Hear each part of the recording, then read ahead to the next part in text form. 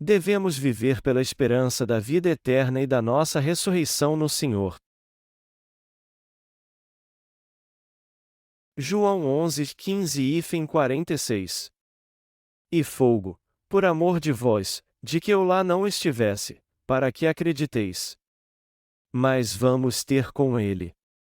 Disse, pois, Tomé, chamado Dídimo, aos condiscípulos, e vamos nós também, para morrermos com ele. Chegando, pois, Jesus, achou que já havia 4 dias que estava na sepultura. Ora, Betânia distava de Jerusalém quase 15 estádios. E muitos dos judeus tinham ido consolar a Marta e a Maria, acerca de seu irmão. Ouvindo, pois, Marta que Jesus vinha, saiu-lhe ao encontro. Maria, porém, ficou assentada em casa. Disse, pois, Marta a Jesus: Senhor, se tu estivesses aqui, meu irmão não teria morrido. Mas também, agora, sei que tudo quanto pedires a Deus, Deus te concederá. Disse-lhe Jesus: Teu irmão há de ressuscitar. Disse-lhe Marta: E eu sei que há de ressuscitar na ressurreição do último dia. Disse-lhe Jesus: Eu sou a ressurreição e a vida. Quem crê em mim, ainda que esteja morto, viverá, e todo aquele que vive e crê em mim nunca morrerá. Crês tu isso? Disse-lhe ela: E sim. Senhor, creio que tu és o Cristo, o Filho de Deus, que havia de vir ao mundo. E, dito isso, partiu e chamou em segredo a Maria, sua irmã, dizendo: O Mestre está aqui e chama-te. Ela, ouvindo isso, levantou-se logo e foi ter com ele. Ainda Jesus não tinha chegado à aldeia, mas estava no lugar onde Marta o encontrara. Vendo, pois, os judeus que estavam com ela em casa e a consolavam que Maria apressadamente se levantara e saíra, seguiram-na, dizendo: E vai ao sepulcro para chorar ali. Tendo, pois, Maria chegado aonde Jesus estava e vendo-o, lançou-se aos seus pés, dizendo-lhe: Senhor, se tu estivesses aqui, meu irmão não teria morrido. Jesus, pois, quando a viu chorar e também chorando os judeus que com ela vinham, moveu-se muito em espírito e perturbou-se. E disse: E onde o pusestes? Disseram-lhe: E Senhor, vem e vê. Jesus chorou. Disseram, pois, os judeus: Vede como o amava. E alguns deles disseram: Não podia ele, que abriu os olhos ao cego, fazer também com que este não morresse? Jesus, pois, movendo-se outra vez muito em si mesmo, foi ao sepulcro, e era uma caverna e tinha uma pedra posta sobre ela. Disse Jesus: Tirai a pedra. Marta, irmã do defunto, disse-lhe: Senhor, já cheira mal, porque é já de 4 dias. Disse-lhe Jesus: Não te hei dito que, se creres, verás a glória de Deus? Tiraram, pois, a pedra. E Jesus, levantando os olhos para o céu, disse: Pai, graças te dou, por me haveres ouvido. Eu bem sei que sempre me ouves, mas eu disse isso por causa da multidão que está ao redor, para que creiam que tu me enviaste. E, tendo dito isso, clamou com grande voz: E Lázaro, vem para fora. E o defunto saiu, tendo as mãos e os pés ligados com faixas, e o seu rosto, envolto num lenço. Disse-lhes Jesus: Desligai-o e deixai-o ir. Muitos, pois, dentre os judeus que tinham vindo a Maria e que tinham visto o que Jesus fizera creram nele. Mas alguns deles foram ter com os fariseus e disseram-lhes o que Jesus tinha feito. Jesus ressuscitou Lázaro dos mortos. João capítulo 11 traz o relato da morte de Lázaro como um exemplo para explicar a ressurreição dos mortos. A história contada aqui começa com 3 irmãos que moravam juntos, e o irmão chamado Lázaro, que teve uma doença muito grave e acabou morrendo por causa dela, e suas 2 irmãs, Marta e Maria. A principal personagem do capítulo 11 é Maria. Através desse relato, o Senhor está falando sobre a ressurreição futura. Como lemos na passagem bíblica deste capítulo, mesmo depois de saber que o estado de Lázaro era muito grave, Jesus levou mais de 2 dias para ir ao seu encontro. Então ele disse, quando finalmente se pôs a caminho de Betânia, e Lázaro, o nosso amigo, dorme, mas vou despertá-lo do sono. Havia um homem entre os discípulos chamado Tomé, também chamado Dídimo, e este discípulo pensou que Jesus estava dizendo que todos eles deveriam ir até Lázaro para morrer com ele. Mas o Senhor disse claramente: Lázaro está morto, e eu vou acordá-lo. Tomé certamente não entendeu o que o Senhor estava dizendo, mas, por outro lado, ele demonstrou ser o mais fiel de todos os discípulos. Os outros discípulos entenderam o que Jesus quis dizer quando pediu a eles que fossem com ele para despertar Lázaro, mas Tomé entendeu tudo errado e pensou que Jesus estava pedindo que todos fossem com ele para que morressem juntos. Na verdade, Tomé foi um homem de pouca fé até que teve um encontro com Jesus ressuscitado em pessoa. Ele é o discípulo que só acreditou na ressurreição de Jesus depois que o tocou colocando seus dedos do seu lado. Embora Jesus tenha dito, Lázaro não está morto, mas dormindo, ele havia sido informado de que Lázaro já estava morto. Marta então falou com Jesus já ressentida: se tu estivesses aqui, meu irmão não teria morrido. Como podemos ver no texto bíblico desse capítulo, Marta estava ressentida ao dizer a Jesus: por que tu não te apressaste? Tu demoraste 2 dias e não vieste até agora, mas ele já morreu. Apesar disso, Marta também disse: mas também, agora, sei que tudo quanto pedires a Deus, Deus te concederá. Ela também cria que Jesus era o Filho de Deus e o Salvador. E quando o Senhor disse a ela: teu irmão há de ressuscitar, ela respondeu: e eu sei que há de ressuscitar na ressurreição do último dia.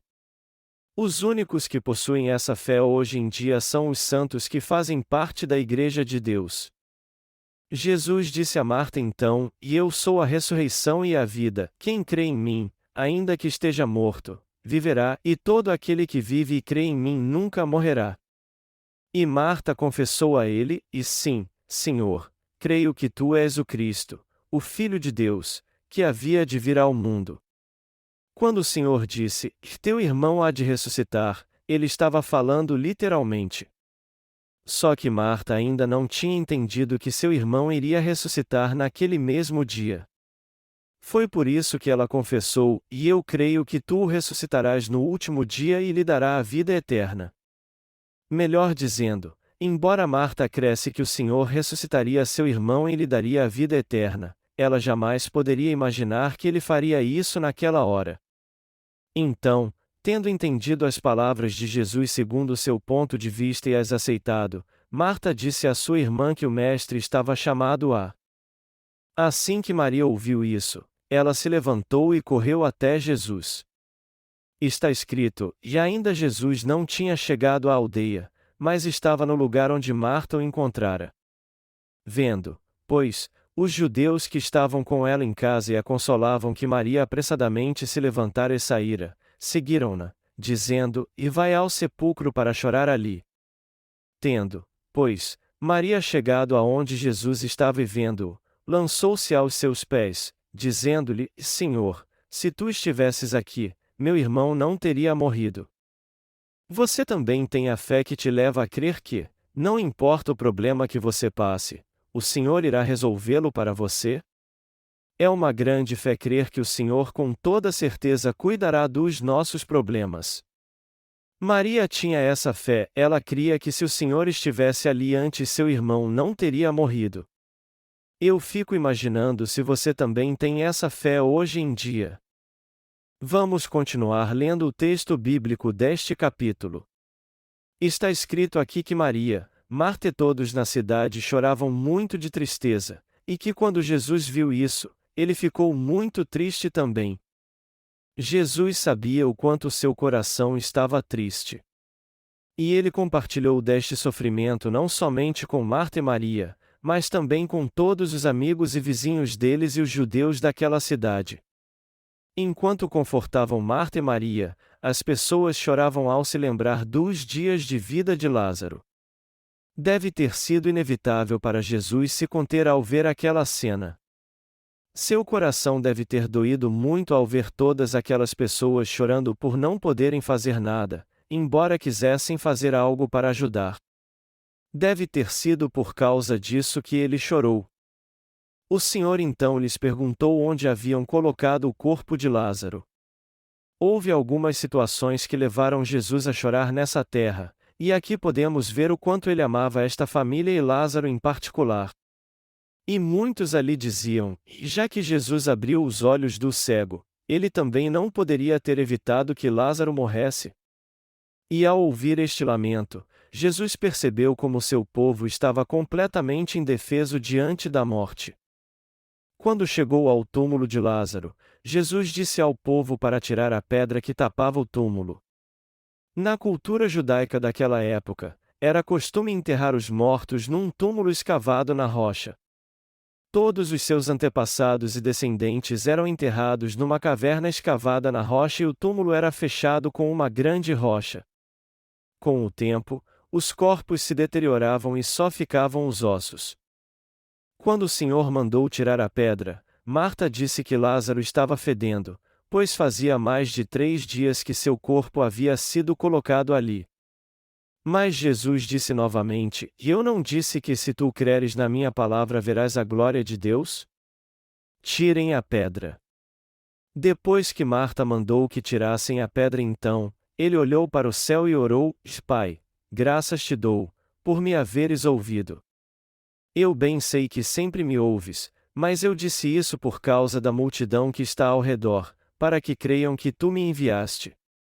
E depois de orar assim, Jesus clamou em alta voz: Lázaro, vem para fora. E segundo sua ordem, Lázaro ressuscitou dos mortos e caminhou para fora do túmulo envolto em panos como uma múmia. O Senhor então mandou desatá-lo para que ele caminhasse livremente, e muitos que testemunharam isso passaram a crer no Senhor. Aqueles que creem na justiça de Deus viverão novamente. O fato de haverem ressurreição significa que aqueles que nasceram de novo crendo no Evangelho da Água e do Espírito com toda certeza viverão novamente. Nós temos que entender que todos que nasceram de novo através do Evangelho da Água e do Espírito com certeza ressuscitarão quando o Senhor voltar. Deus os trará de volta à vida e fará com que eles desfrutem da sua glória e majestade no céu. O Senhor já mostrou aos justos que eles viverão novamente. Nós temos que nos apegar a isso e crer que haverá ressurreição para nós e viveremos novamente. Você crê que viveremos para sempre? Você crê que o Senhor nos deu a vida eterna? A ressurreição só é encontrada entre os justos. E já que teremos uma nova vida depois da morte e reinaremos 1000 anos com o Senhor, temos que pensar o que faremos com o restante de vida que ainda teremos nessa terra. O Senhor disse que nos daria a vida eterna. Nós seremos trazidos de volta à vida depois da morte e viveremos para sempre com o Senhor. Quando nós paramos para pensar que viveremos para todo o sempre, isso também nos leva a pensar como vamos viver agora. Qual deve ser o propósito da nossa vida e o que devemos fazer enquanto vivermos nessa terra? Há muitas passagens na Bíblia que falam sobre isso. Eu quero ler uma em especial com você, 1 Coríntios 15, 48 e 58. Qual o terreno? Tais são também os terrenos, e qual o celestial? Tais também os celestiais. E, assim como trouxemos a imagem do terreno, assim traremos também a imagem do celestial. E, agora, digo isto, irmãos, que carne e sangue não podem herdar o reino de Deus, nem a corrupção herda a incorrupção. Eis aqui vos digo um mistério: na verdade, nem todos dormiremos, mas todos seremos transformados, num momento, num abrir e fechar de olhos, ante a última trombeta, porque a trombeta soará, e os mortos ressuscitarão incorruptíveis, e nós seremos transformados. Porque convém que isto que é corruptível se revista da incorruptibilidade e que isto que é mortal se revista da imortalidade. E, quando isto que é corruptível se revestir da incorruptibilidade, e isto que é mortal se revestir da imortalidade, então, cumprir-se-á a palavra que está escrita: estragada foi a morte na vitória. Onde está, ó morte, o teu aguilhão? Onde está, ó inferno, a tua vitória? Ora, o aguilhão da morte é o pecado, e a força do pecado é a lei. Mas graças a Deus, que nos dá vitória por nosso Senhor Jesus Cristo. Portanto, meus amados irmãos, sede firmes e constantes, sempre abundantes na obra do Senhor, sabendo que o vosso trabalho não é vão no Senhor. Foi assim que o apóstolo Paulo descreveu em sua carta como os mortos ressuscitarão incorruptíveis e seremos transformados quando a última trombeta soar. Os que participarão da primeira ressurreição. Todos que realmente nasceram de novo participarão da primeira ressurreição. A última trombeta simboliza o último dia do planeta Terra e o fim da grande tribulação. A Bíblia diz que quando o que é corruptível se vestir do que é incorruptível, a morte será tragada na vitória. Isso quer dizer que os nascidos de novo viverão novamente. Em outras palavras, isso se refere à ressurreição dos nascidos de novo. É por isso que os mortos são citados aqui como os que dormem. Aqueles que estão dormindo despertarão novamente, mas os que estão mortos não podem acordar. É por isso que, para o Senhor, nossa morte é como o sono, pois Ele irá nos trazer de volta à vida. Esta é a bênção gloriosa que espera por todos que creem. E foi por isso que o apóstolo Paulo nos exortou: sede firmes e constantes, sempre abundantes na obra do Senhor, sabendo que o vosso trabalho não é vão no Senhor. Em outras palavras, Paulo está nos dizendo que já que nossa morte será temporária e nós ressuscitaremos para receber a vida eterna, temos que pensar em como vamos viver até que chegue esse dia. Também há outras passagens na Bíblia que falam da salvação e da vida eterna que Deus nos deu. Está escrito em Efésios 1:4-6, como também nos elegeu nele antes da fundação do mundo, para que fossemos santos e irrepreensíveis diante dele em caridade, e nos predestinou para filhos de adoção por Jesus Cristo, para si mesmo, segundo o beneplácito de sua vontade, para a louvor e glória da sua graça, pela qual nos fez agradáveis a si no amado. Como você pode ver, essa passagem usa o termo a glória. E isso se refere a uma vida extraordinariamente gloriosa. O Senhor nos deu a glória da ressurreição, e isso significa que Ele irá nos ressuscitar dos mortos para vivermos para sempre com Ele, a fim de que possamos glorificá-lo pela sua graça. Em outras palavras, isso significa literalmente que nós teremos uma vida gloriosa de adoração ao Senhor por todas as suas bênçãos, por termos recebido o dom da vida eterna, da salvação e da ressurreição. Eu sempre penso no que a ressurreição e a vida gloriosa significam exatamente. O que é a vida eterna? É a imortalidade. Quando Deus nos trouxer de volta à vida, Ele nos ressuscitará perfeitos. Isso quer dizer que Ele nos dará um corpo espiritual como o de Cristo, nossas imperfeições se tornarão perfeitas, o que é corruptível em nós se tornará incorruptível e nosso corpo jamais fenecerá. A Bíblia também diz que a vida dos nascidos de novo será para a glória da graça de Deus. Isso quer dizer que Deus fará com que o adoremos não somente por Ele ter nos salvado do pecado, mas também por ter nos dado uma vida gloriosa com Ele. O que é uma vida gloriosa?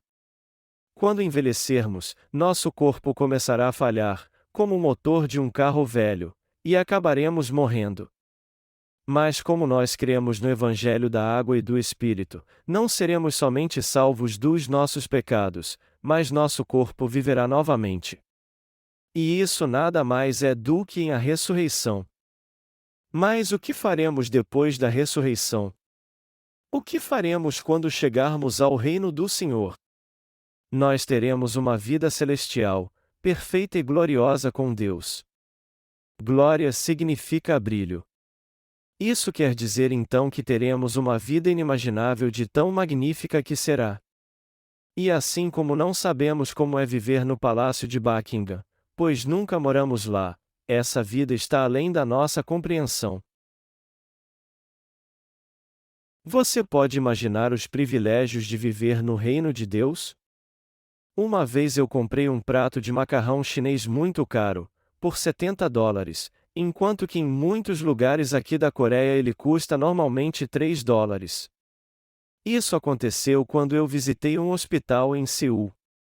Eu estava com vários obreiros e já era quase a hora do almoço. Nós procuramos um restaurante, mas não conseguimos encontrar nenhum lugar para estacionar. Então, decidimos ir a um hotel ali perto onde era possível estacionar, pois a maioria dos hotéis na Coreia abre seu restaurante ao público. E quando chegamos ao elevador, eu vi no guia do hotel que havia um restaurante chinês no segundo andar, e nós fomos para lá. Quando nós sentamos e abrimos o menu, eu vi que um prato de macarrão chinês ali custava $7. Era um pouco mais caro do que o normal, mas nós resolvemos provar e fizemos nosso pedido. Mas antes que o prato de macarrão fosse servido, eles nos serviram outros pratos menores. Então, conforme eles iam servindo, nós íamos comendo, até que finalmente o prato principal foi servido. Depois que comemos o prato principal, nós perguntamos se ainda havia mais alguma coisa, e o garçom nos disse que ainda havia o último prato. Nós então pedimos a conta e, para nossa grande surpresa, descobrimos que a refeição custou $70 ao invés de 7. Nós já tínhamos achado $7 caro, mas a refeição acabou saindo por $70. Eu pedi ao garçom para trazer o menu novamente, aí eu descobri que eu tinha lido errado. Mas como reclamar do preço iria nos constranger mais ainda, nós acabamos pagando a conta. Isso aconteceu porque fomos totalmente ingênuos e não tínhamos a menor ideia de como aquele restaurante era caro, já que nunca tínhamos ido a um restaurante tão luxuoso antes. Deixe-me te contar outra história, mas agora é sobre o ex-presidente da Coreia do Sul. Ela aconteceu quando o presidente Park Chung-hee, que assumiu o poder num golpe militar em 1961, visitou uma usina de energia em Busan quase 40 anos atrás. Naquela época, a estrada para a usina estava impecável e nem havia árvores plantadas ao longo do caminho. A Coreia naqueles dias era um país tão pobre que o povo ainda recorria à madeira para se aquecer, é por isso que não restava quase mais nenhuma árvore. Mas quando anunciaram que o presidente iria visitar a usina, pinheiros enormes foram plantados ao longo da estrada. Na verdade, eles não foram de fato plantados, porque foram cortados em outro lugar e postos ao longo da estrada.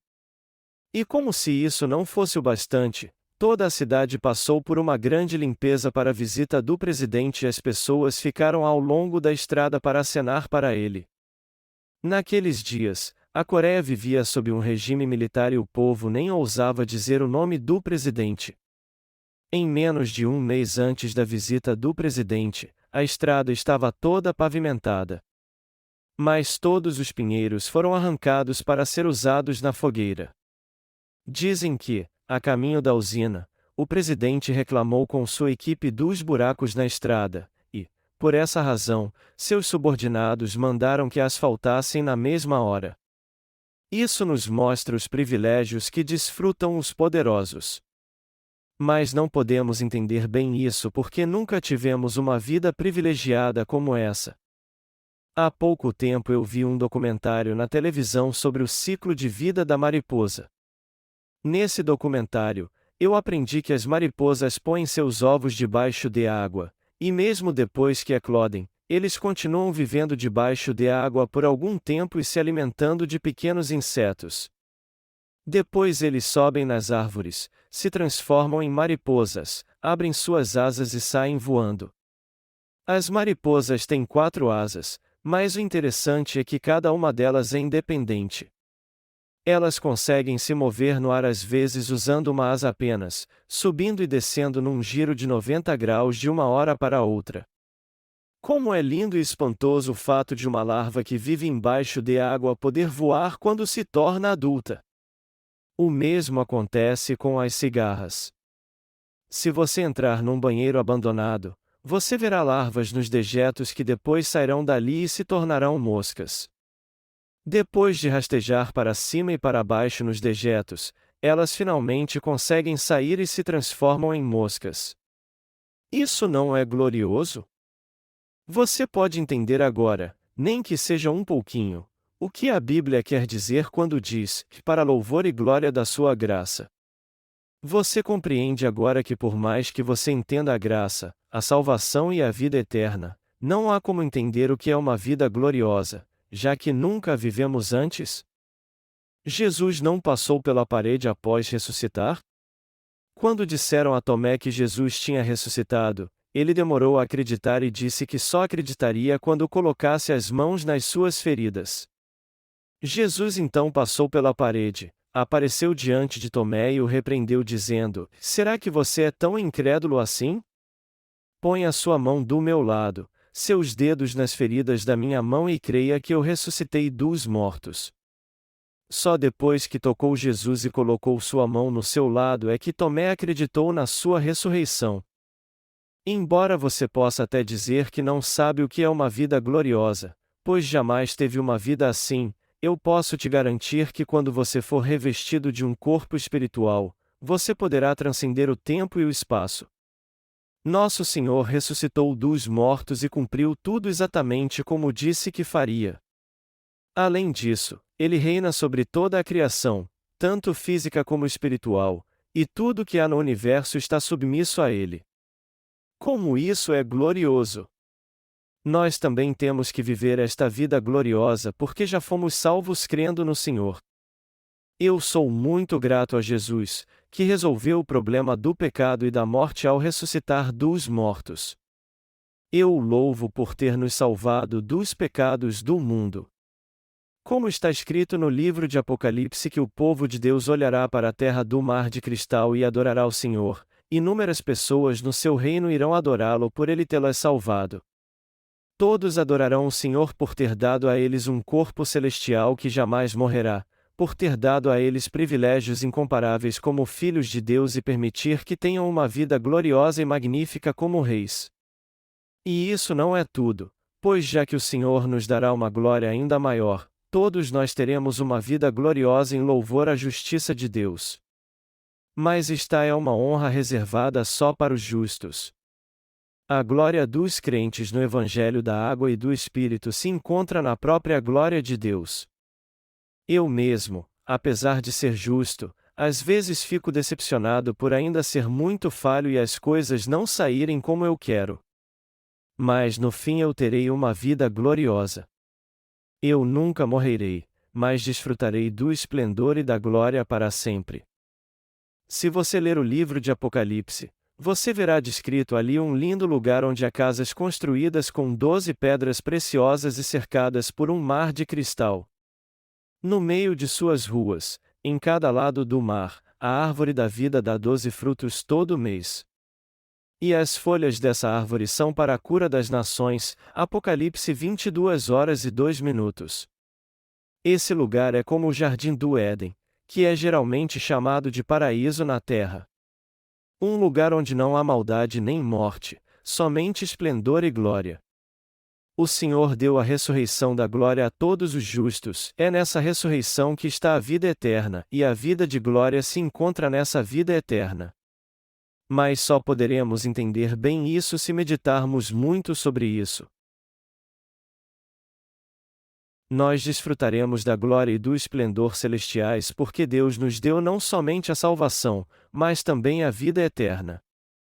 Já é algo maravilhoso termos sido salvos do pecado por crermos no Evangelho da Água e do Espírito enquanto vivemos nessa terra. E como se isso não fosse suficiente, nós também receberemos a vida eterna. O fato de o Senhor ter ressuscitado Lázaro é a prova cabal da ressurreição vindoura. Que tipo de vida então teremos no futuro? Lembre-se do que a Bíblia diz aqui, que fomos salvos para louvor e glória da sua graça. Louvar a Deus significa exaltá-lo e adorá-lo. Os fãs de futebol adoram jogadores como Ronaldo da seleção brasileira e Zidane da seleção francesa. Nós coreanos ficamos muito orgulhosos pela nossa seleção ter chegado às semifinais da Copa do Mundo de 2002. Menos de 10 países tinham chegado às semifinais desde que a Copa do Mundo começou em 1930. Em 2002, o Japão chegou apenas às oitavas de final e a China nem chegou a se classificar.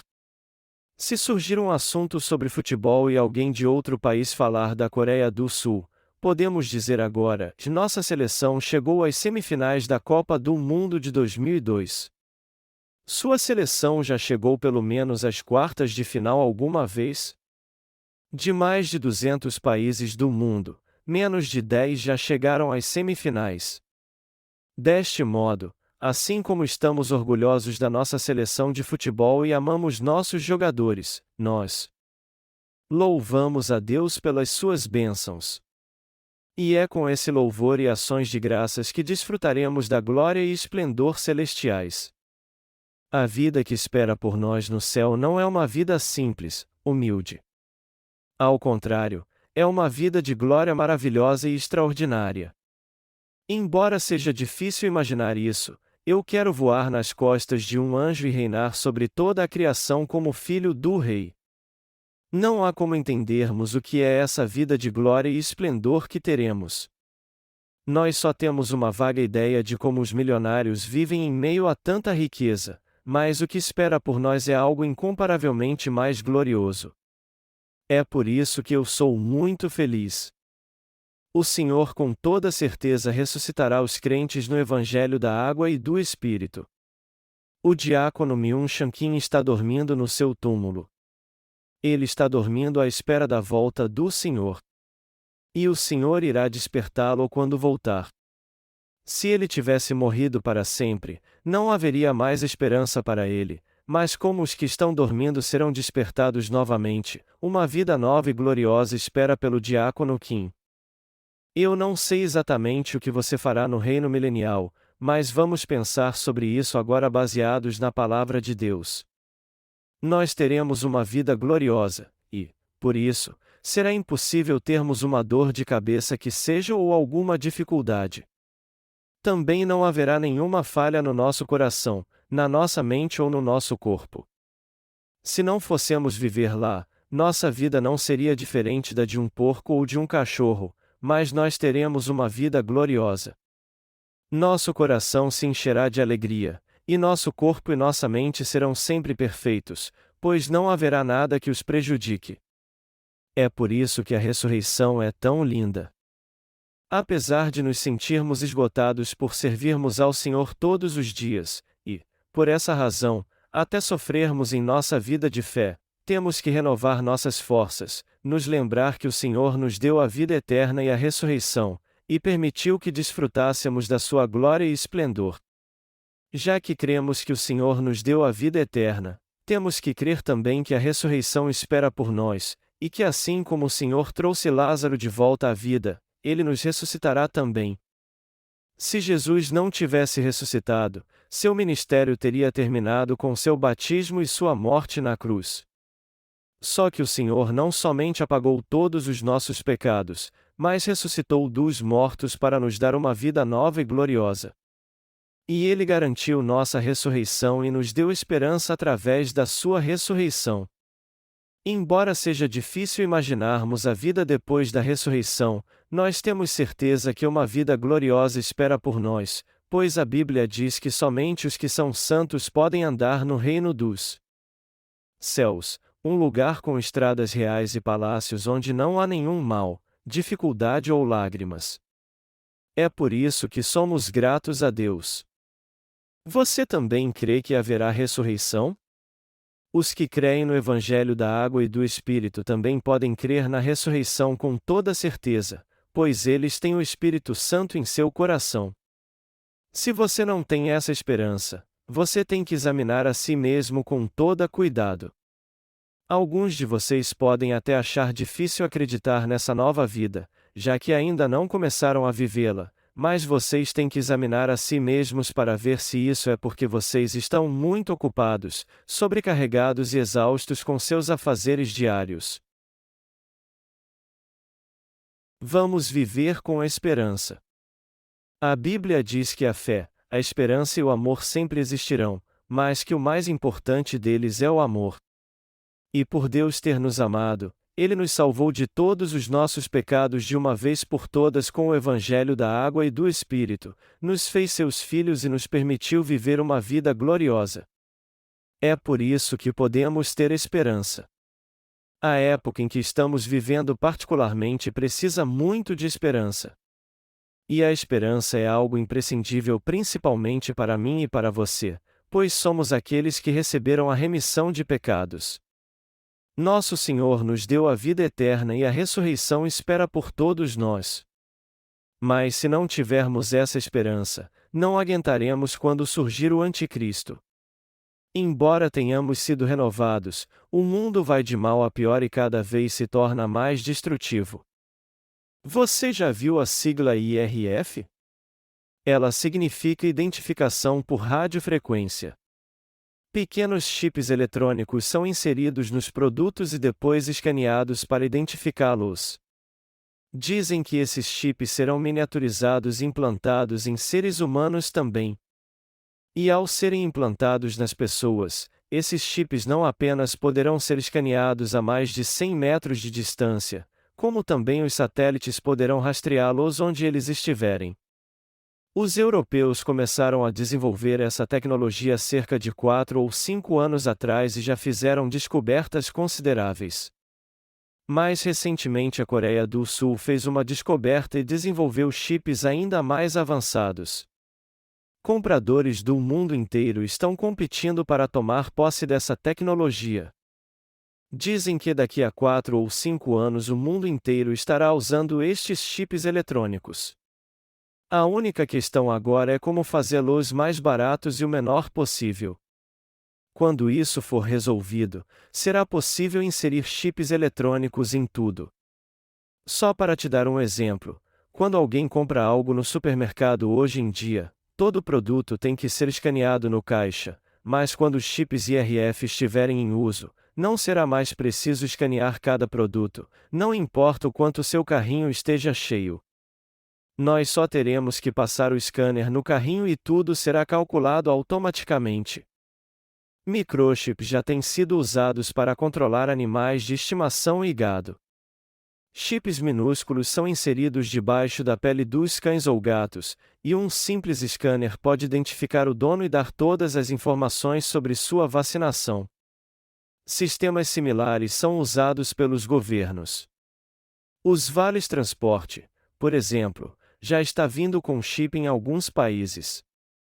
E como cada um deles tem um número de série único, ele naturalmente volta para a empresa que o criou. Alguns chips de memória são chamados dispositivos IRF, e essa tecnologia está sendo cada vez mais usada no mundo todo. A demanda dessa tecnologia hoje em dia é muito grande, pois o número de pessoas que desaparecem e perdem seus pertences aumenta a cada dia. A hora está chegando em que todos serão obrigados a usar a marca do 666, e quando o ditador mundial surgir e usar essa tecnologia, ele reinará sobre todos. O surgimento desse ditador será o cumprimento do livro de Apocalipse. Eu fiz um estudo apurado sobre isso e o que eu descobri é assustador. Os códigos de barra já são usados naturalmente hoje. Essa tecnologia em particular já está sendo comercializada faz tempo, só que agora ela está sendo usada em produtos, não em pessoas. No futuro, contudo, até as pessoas mais comuns serão rastreadas. E já que as pessoas estão nervosas quanto à sua segurança e querem proteger sua família e seus bens, elas procurarão uma forma de ter controle de tudo e, no fim, esse sistema onde tudo recebe um número em série alcançará o mundo inteiro rapidamente. Mas nós podemos ter esperança. A Bíblia diz que Deus nos deu a vida eterna e que ninguém pode tirar-nos dele. Nosso Senhor nos deu a vida eterna, e por ter este poder, ninguém poderá nos tirar dele. Foi o Senhor que falou da ressurreição. Ao longo dos seus 33 anos de vida nessa terra, ele nos disse que morreria, mas que também ressuscitaria. Ele nos mostrou a ressurreição. É por isso que a ressurreição espera por nós. Por essa razão, temos que ficar firmes no Senhor e nos dedicar mais ainda à sua obra. Temos que entender que nosso trabalho não é vão no Senhor. Ao invés de nos preocuparmos com as coisas deste mundo, temos que nos lembrar do que o Senhor nos disse. Em outras palavras, temos que pensar somente na nossa salvação e viver desde já desfrutando das bênçãos que teremos no futuro. Embora eu não esteja vivendo no reino milenial ainda, eu me regozijo quando lembro que vou morar lá. Mas antes disso, eu quero jogar futebol. Imagine como eu fico alegre quando eu caio e não me machuco. Mas e as irmãs? Vocês querem jogar futebol também? Irmã Enoch, o que você quer fazer? Eu quero viajar por todo o mundo. Você quer voar nas costas de um anjo e provar uma comida deliciosa quando estiver no céu? A Bíblia diz que haverá abundância de comida lá. Está escrito: no meio da sua praça e de uma e da outra banda do rio, estava a árvore da vida, que produz 12 frutos, dando seu fruto de mês em mês, e as folhas da árvore são para a saúde das nações. Apocalipse 22h02. O céu é um lugar maravilhoso. E você, irmão Myung-Sung Jang? O que você quer fazer quando chegar lá? Eu acho que você vai querer pescar, não vai? Você poderá pegar todo tipo de peixe que quiser. Irmão Jongman, o que você vai querer fazer lá? Jogar futebol? E você, irmão Pilsu? Talvez provar uns sanduíches deliciosos. Irmão Junjun, o que você vai querer fazer lá? Você vai querer viajar por todo o mundo? E você, irmão Don Volk? O que você vai querer fazer? Você também vai querer provar todos os pratos deliciosos que puder? Irmã Il, o que você vai querer fazer? Você vai querer viajar? Você pode viajar com a irmã Enoch então. Eu estou certo de que quando este dia chegar, todos nós desfrutaremos mais de dezenas de milhões de vezes a saúde e a glória que nos está reservada. Eu sou muito grato a Deus por nos dar essas bênçãos maravilhosas.